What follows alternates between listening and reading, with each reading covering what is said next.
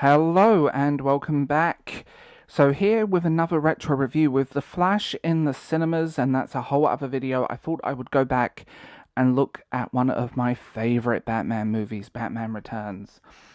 It's a 1992 sequel to the previous Tim Burton Batman, and just really beautiful film, and I mean that. It's a beautiful film, and it opens with one of the super dark openings of Batman I think I've seen. Two wealthy socialites dismayed at the birth of their feral child who is physically deformed discard him into a sewer. He's adopted by a family of penguins and becomes the Penguin. They rewrote the Penguin's origin story for this one. And side note to that, because the Penguin was so scary, toys from the film recycled the 1960s Batman look for Penguin in a way that's actually quite funny. You end up sort of these key events that happened through the start of the film, and everything's set up that Oswald becomes a hero. And I mean, it's that sort of notion of setting in this sort of cat and mouse, well, penguin, cat and bat game that descends through this movie. And then Selina Kyle, Catwoman. Michelle Pfeiffer is my favourite Catwoman. She is... I really took the role well, and that, again, they rewrote her origins for this story, because her origins have been rewritten so many times at this point, and it draws from different ones. Her and Eartha Kitt are like my two favourite Catwomen.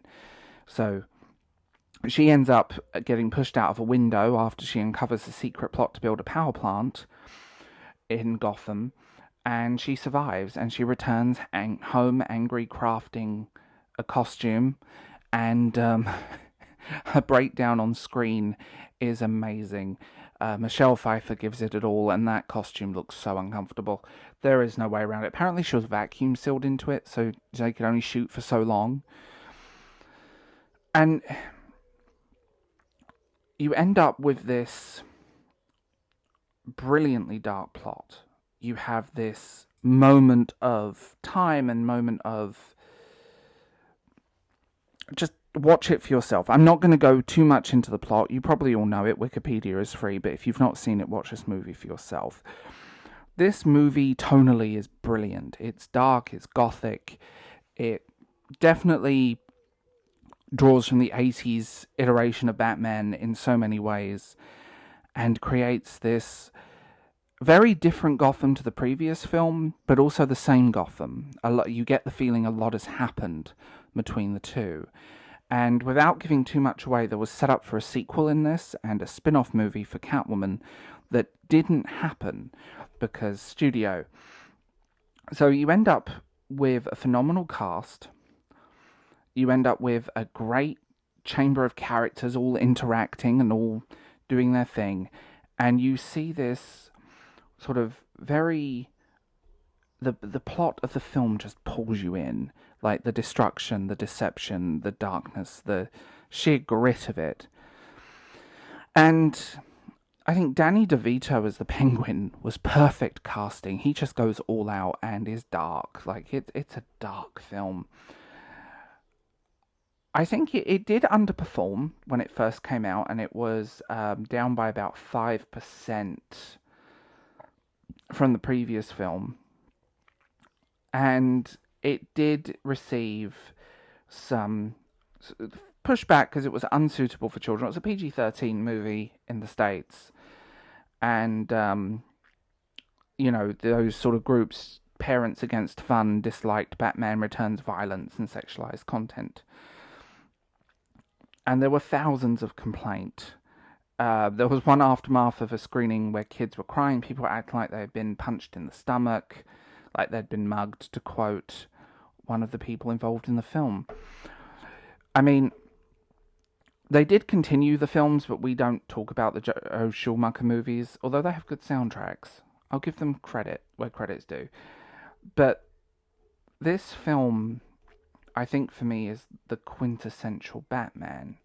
I remember I had this on video as a kid in the 90s, and oh, I loved it. Just absolutely loved it.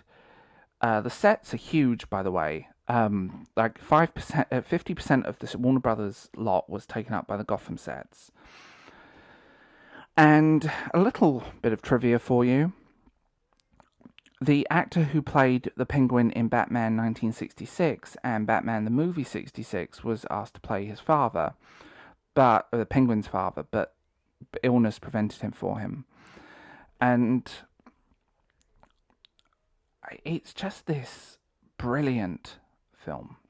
It will pull you in, it will keep you going, and it is a dark movie. It's not a how can I put this? This is not the easiest film. You do not need to watch the one before it to enjoy this film. They're very much standalone films. You get no origin story of Batman. And I want to say this, and I said this at the start, like Michelle Pfeiffer as Catwoman was just genius. She really goes into it. She just lets rip in this role, and to see her take a very dark film, that's the only way I can describe it. It's to see these actors just go all out. I like Michael Keaton. He still does the Batman turn. He can't move his neck, and I think it's just one of those movies where if you want a quintessential Batman, this film shows it, and this film really is, in many ways, a work of art. Like the set design, the costume design, the Batmobile. It's stunning. And to see the deconstruction of characters, Michelle Pfeiffer's Catwoman, for example, is fascinating. Like the psychology of that role is just amazing. And it's... the only way I can describe it is that she just goes for it, and they take these characters in a very dark direction. I mean, it's a brilliant film. Now, I will say where it does slide is the Blu-ray release. Some of the sound effects have been replaced. And that's something that really annoys me. Like, there are sound effects in this movie. Like, I watched this movie religiously as a kid, and I still own it. I own the Blu-ray set, and the sound effects have been replaced. And that's really annoying. The Blu-ray also kind of washes out some of the colours.